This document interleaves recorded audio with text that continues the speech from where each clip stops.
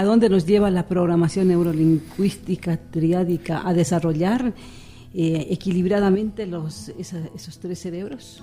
Claro, hasta los 10 años se define nuestra estructura mental, o sea, cómo vamos a funcionar en la vida. Entonces, desde esos tres mundos que son muy diferentes, o sea, que es el cerebro izquierdo, lo que es el cerebro central, el cerebro derecho. Entonces, la programación neurolingüística, o sea, es la junción de la comunicación y la psicología. Junta esos dos conocimientos y se forma la PNL. Entonces la PNL es el conocimiento del software de la mente. Con la PNL, entonces podemos identificar los programas limitantes que tienen las personas, podemos reprogramar, los que están buenos se puede mejorar y aquellos que no existen, las competencias que la persona quiera tener, se pueden ensamblar. Entonces la PNL es una tecnología ahí de programación del cerebro. Del cerebro. Claro. Así no es así de simple, ¿no? Digamos, claro, es súper complejo. De reprogramar, como tenemos una computadora y bueno, pues le ponemos un software y bueno, vamos programando y reprogramando. El cerebro es mucho más complicado, ¿no? Es mucho más complejo, ¿cierto? O sea, la computadora fue chiviada del cerebro, o sea, cómo funciona el cerebro.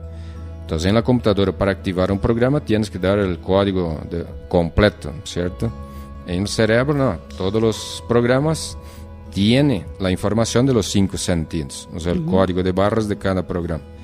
Solo que activando un sentido, activa el programa. Entonces, no es necesario el código completo. Entonces, el cerebro es mucho más sofisticado que la computadora. Solo que lo que esencialmente el cerebro comprende hasta los 10 años, y cómo se autoprograma solito, ¿cierto? De acuerdo a cómo comprende las cosas. Entonces, hasta los 10 años se define prácticamente todo el futuro de la persona. Entonces, papi y mami tienen muchísima responsabilidad con los hijos hasta los 10 años. Después de eso, muy poca cosa va a cambiar en la vida. ¿Así? Pero entonces, digamos que si hasta los 10 años se ha logrado definir y luego pues se van arrastrando, si es que hubo taras, cosas semejantes, ¿cómo se va reprogramando? ¿Hay posibilidades? Claro, o sea, para eso existe la PNL. Porque, o sea, papi y mami siempre creen que hacen bien las cosas. No, solo que nunca miren las cosas desde el punto de vista de los hijos, ¿cierto? Y padre y madre son verticales, entonces nunca preguntan a los hijos, siempre imponen. ¿Cierto? Entonces, un adulto no sabe comunicarse ni con un niño y mucho menos con un adolescente, porque un adulto en la comunicación va a tratar cada persona como adulto. Entonces, imaginen cómo es la vida de los niños y adolescentes. Si nadie les entiende, si nadie sabe comunicarse con ellos, nadie conoce su realidad, su mundo. Además de que hay de por medio estas diferencias abismales que son las edades, ¿no? Sí, pero eso papi y mami pueden trabajar muy bien. O sea, quien genera esa distancia es papá y mamá, no son los hijos. Porque hasta los 10 años, padre y madre para un hijo es Dios. Porque los niños no tienen la concepción de Dios que tenemos los adultos. Entonces, papi y mami son Dios para ellos. Solo que papi y mami ahí defraudan muchísimo. Por ejemplo, cuando papi y mami llegan a la casa por la noche, después del trabajo, o sea, los hijos están como los perritos ahí felices que papi y mami han llegado a la casa, ¿cierto? Así es. ¿Y qué hace papi y mami? Les pone el pie, ¿cierto? Estoy cansado. O sea, un día muy complicado. Claro, un montón de excusas. Voy a descansar. Entonces ahí queda la pregunta, entonces, ¿por qué pusieron hijos en el mundo? O sea, no están siendo al rol de padre y madre. O sea, un padre o madre llega a la casa, los hijos quieren atención, quieren cariño. O sea, no importa si papi y mamá están muertos, el problema, el estrés que tengan, no importa. O sea, llegan a la casa, los primeros 20 minutos tiene que entregarse a los hijos. Tienen derecho. O sea, necesitan de papá y mamá. Entonces, papi y mami no los pueden defraudar ahí. Entonces, imagine con cada vez que papi y mami les pone el pie. O sea, ¿por qué? O sea, ¿por qué que los hijos tienen que pagar por el estrés, por los problemas de los padres? No son el polo a tierra, no tiene que ser el pararrayos ahí o ser castigados. Ellos quieren papi y mami, o sea, integralmente, afectivamente, cariñosamente. Pero imagine, día tras día, papi y mami pone el pie. Entonces imagine ese niño, esa niña, ¿qué va a pensar? Que o sea, esos adultos son terribles. Y le tienen miedo de pronto a crecer. Claro, pero así cada vez se van alejando más de papi y mami. Entonces ya no comparten las cosas, dejan de hablar, dejan de preguntar. Entonces, cuanto más un hijo se separa de papi y mami, o cuanto más pierde la confianza, eso nunca se va a recuperar.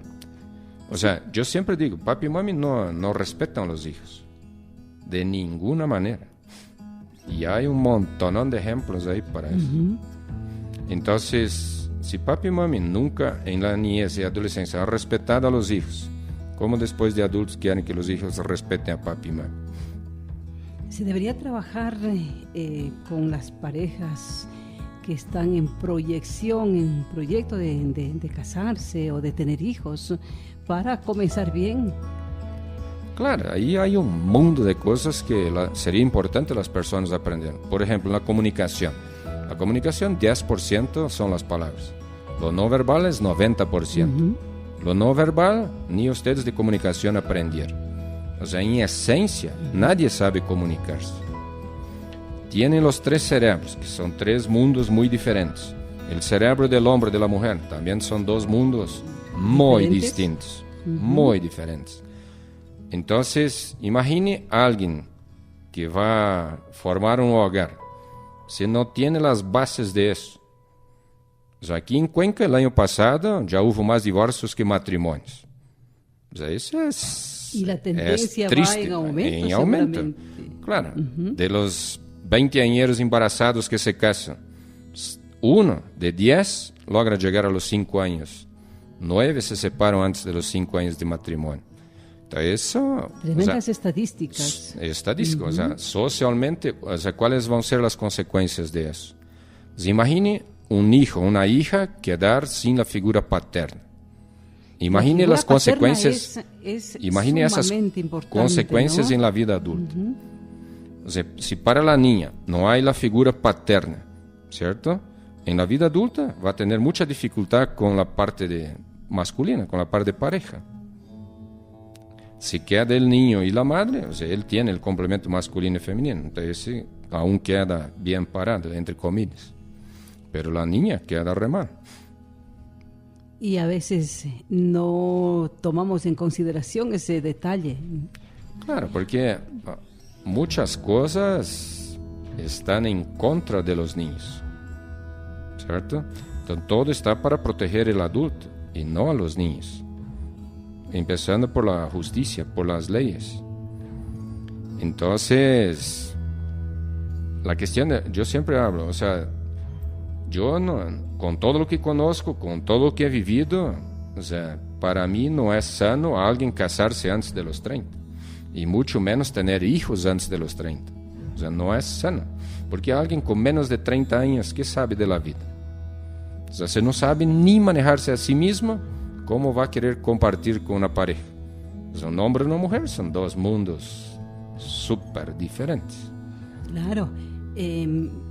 Decir, por ejemplo, que no se debería casar antes de los 30 años, pues es romper paradigmas, ¿no? Claro. Porque en nuestra sociedad es muy común los matrimonios, inclusive antes de los 18. Claro, pero eso, ¿cuánto tiempo dura? ¿Cuánto tiempo dura? Sí, en verdad habría que ver las estadísticas, ¿no? De cuántos llegan a los 30 años unidos, o si es que en el camino ya cada quien tomó su rumbo. Hoy día, el que tenga un padre y una madre que aún están juntos, eso es un milagro. Muy pocas personas tienen papi y mami como primer matrimonio. Eso sí. Es raro. Bueno, yo sí conozco muchísimas parejas que están juntas, pero obviamente quizá funcionó la comunicación, que es factor fundamental.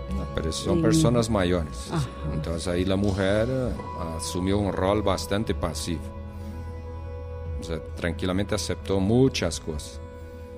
Que no significa entonces que están unidos porque hubo una relación de Si tú preguntas de a amor. cada una de las mujeres ahí, vas a tener información súper valiosa y te va a sorprender.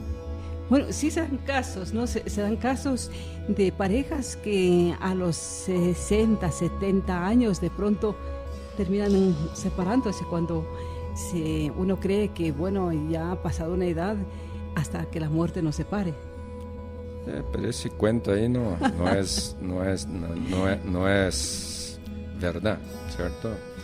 Entonces la cuestión es la comunicación entre la pareja.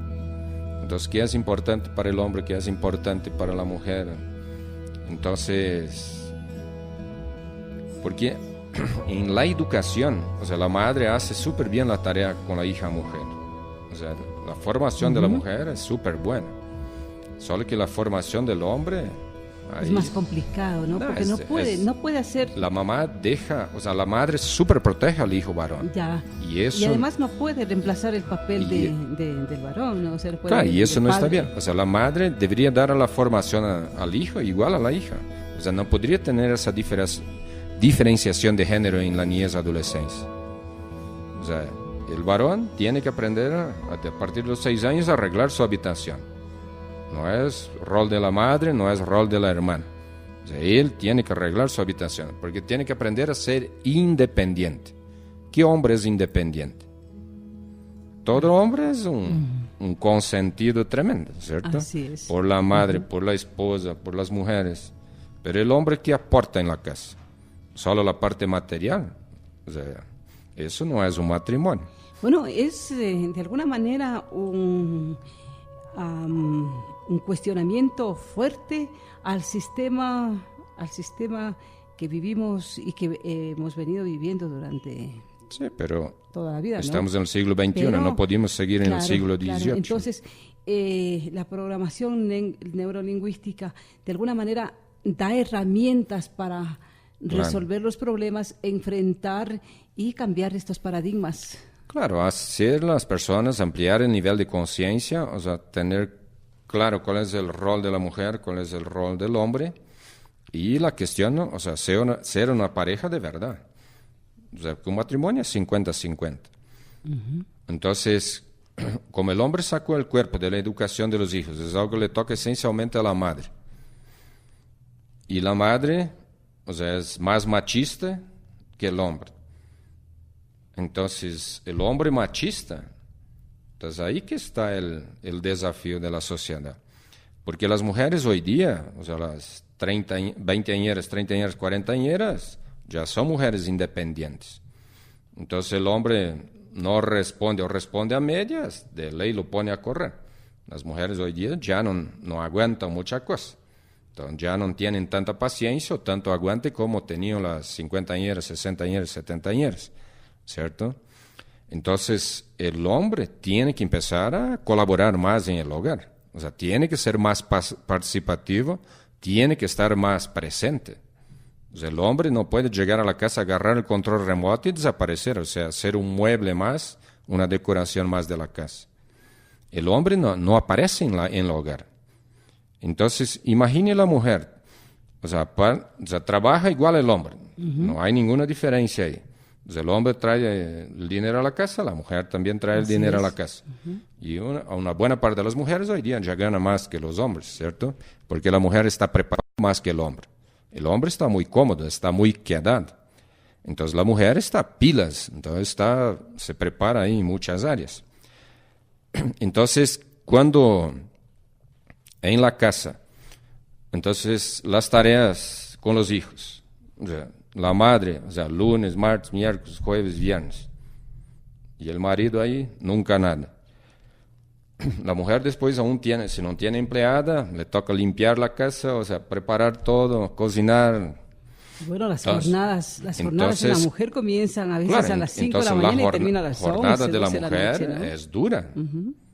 Entonces el hombre no colabora ahí, no aporta. La mujer va a aguantar 2, 3, 4, 5, 6 años, pero va a llegar el punto que el estrés hasta la coronilla va a empezar a fregar. Y tiene razón. Solo que el hombre, con algunos no tienen paciencia, o sea, no tienen tolerancia, ¿qué va a pasar? Y ahí arranca la pelea, ¿no? Las discusiones. ¿Y eso en qué va a terminar? En divorcio, en separación, pero sobre todo en medio de esa pareja están los hijos, ¿no? Claro, pero los dos, o sea, el hombre ahí, ¿qué piensa en los hijos? El hombre solo piensa en él. Porque si él pensara en los hijos, él colaboraría más con la esposa en la cuestión de los hijos, la cuestión del hogar. O sea, una mujer que tiene un marido que aporta su 50%, ganó la lotería y no sabe. Pero quien hace el daño es la madre, por súper proteger al hijo varón, porque la madre es la machista. Entonces eso no puede pasar. O sea, la madre tiene que dar la misma educación, la misma formación al hijo igual a la hija. Hasta los 10 años todos tienen que saber lavar, cocinar y planchar. O sea, tanto el hijo como la hija tienen que ser independientes. Porque imagina hoy día lo que es los adolescentes ir a intercambio a los países del norte. Allá nadie va a ayudar a nadie. Pues yo conozco aquí un montonón de jóvenes que fueron al intercambio y sufrieron durísimo. Muchísimo. Claro, porque allá nadie les va a cocinar, nadie les va a lavar la ropa o planchar. Entonces les tocó aprender de la nada. Imagine un semiadulto tener que aprender algo de ceros. Eso le va a doler durísimo, va a ser muy difícil. ¿Cómo se ha logrado, digamos, establecer ese orden, ese nivel de educación en países europeos? Hay mayor independencia, los hombres están formados de modo que saben perfectamente bien que tienen que hacer sus propias cosas, que no pueden depender de otra persona. Sí, por ejemplo, nosotros los alemanes, o sea, odiamos depender de alguien. O sea, cuando nos toca ahí pedir algo a alguien, o sea, eso nos duele el alma. Entonces, los europeos, los americanos, o sea, son personas que, o sea, son educados, formados a ser independientes desde chiquitos. Porque eso nunca van a tener problemas en la vida. Por ejemplo, aquí los latinos, cuando ahí en la adolescencia tienen problemas y no logran arreglar, se va al piso, se suicidan, ¿cierto? Pero si fueron creados de forma independiente, o sea, fuertes, ¿sí? Nunca tendrían la tentación del suicidio. Entonces, súper proteger a los hijos o regalarles todo lo material, pues ahí hay que tener mucho cuidado, porque ellos tienen que saber el valor de las cosas y no recibir todo regalado de bandeja. O sea, para lograr algo, tiene que tener hecho algo, tiene que tener un merecimiento. No es muy positivo de pronto que un hijo o una hija, sobre todo un hijo, reciba una herencia sin estar formado adecuadamente, porque de lo contrario no le costó y terminan pronto. Yo soy muy alemán ahí, soy muy directo y muy duro, ¿cierto? O sea, los padres no podrían regalar a los hijos la parte material. Si ellos quieren la parte material, tienen que ganarlo, tienen que lograr por ellos. O sea, lo que los padres tienen que regalar a los hijos es formación. O sea, que para que puedan hacer la universidad, un masterado, un doctorado. Porque eso son bienes. Herramientas. Son bienes que nunca van a perder en la vida. O sea, tú le regalas un carro, una vivienda. O sea, tiene un matrimonio, se separa, ya se fregó 50% ahí, ¿cierto? Entonces, ¿para qué los padres van a trabajar para una nuera o para un yerno? O sea, no es inteligente, ¿cierto? Entonces, los padres, y la cuestión, ¿cómo van las cosas a futuro? Por ejemplo, hoy día a IES ya le cuesta pagar las jubilaciones. Imagine de aquí 10, 20, 30, 40, 50 años. Entonces, los padres que tienen bienes y capitales tienen que cuidar eso y mantenerlo a nombre de ellos. El día que se mueran, que los hijos peleen ahí por la herencia. Pero no regalar eso en vida, porque los padres tienen que cuidar su vejez, su jubilación desde sí mismos. Porque nunca sabemos ahí para adelante los gobiernos cómo están haciendo las cosas, Claro. cómo van a quedar las cosas. Y o sea, tú estás en la vejez, ya no puedes trabajar. Entonces, ¿quién te va a sostener? Entonces, tienes que asegurar lo tuyo, garantizar lo tuyo. Nuestra cultura es, digamos, de la acumulación, ¿no?